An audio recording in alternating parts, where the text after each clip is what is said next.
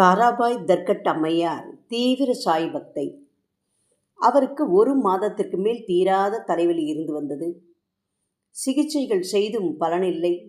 இதனோடு இறந்து விடுவதுதான் இதற்கு தீர்வு என நினைத்தார். சாவதற்கு முன்னால் சாய் தரிசனம் செய்துவிட்டு சாகலாம் என ஷீரடிக்கு கிளம்பினார். வரும் வழியில் கோதாவரியில் மூழ்கி எழுந்தால் புண்ணிய தீர்த்தத்தில் நீராடிய பலன் கிடைக்கும் என நீரில் மூழ்கினார். குளிர்ந்த நீரில் மூழ்கினால் தலைவலி தீவிரமாகும், இதனால் மரணம் விரைவாக வரும் என அக்கம் பக்கத்தினர் எச்சரித்த போதும் தாராபாய் அம்மையார் தைரியமாக மூழ்கினார். தண்ணீரிலிருந்து எழுந்திருக்கும் போது தலைவலி மறைந்து போயிருந்தது. பாபாவின் கருணை இது என மகிழ்ந்தார் அந்த அம்மையார். தாராபாய் அம்மையாரின் வேலைக்காரரும் ஒரு முறை ஷீரடிக்கு வந்தார். வேலைக்காரருக்கு தாங்க முடியாத இடுப்பு வலி. அக்கம் பக்கத்தில் மருத்துவமனைகள் இல்லை. தாராபாய் அம்மையாரின் கணவர் பாபாவின் முன்பு வந்து நின்றபோது, பாபா, எனக்கு கால் முழுவதும் ஒரே வலி, அதிகமாக வலிக்கிறது என கத்தினார்.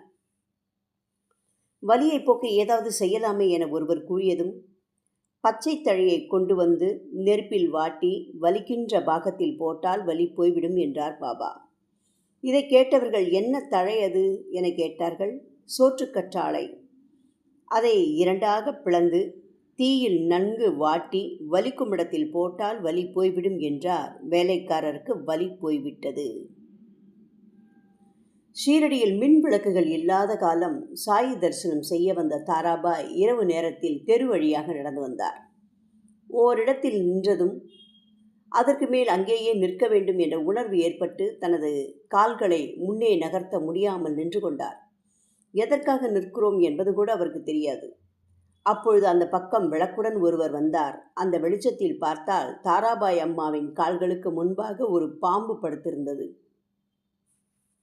கொஞ்சம் கால்களை முன்னே வைத்திருந்தாலும் பாம்பின் மீதுதான் வைத்திருப்பார், கடித்திருக்கும்.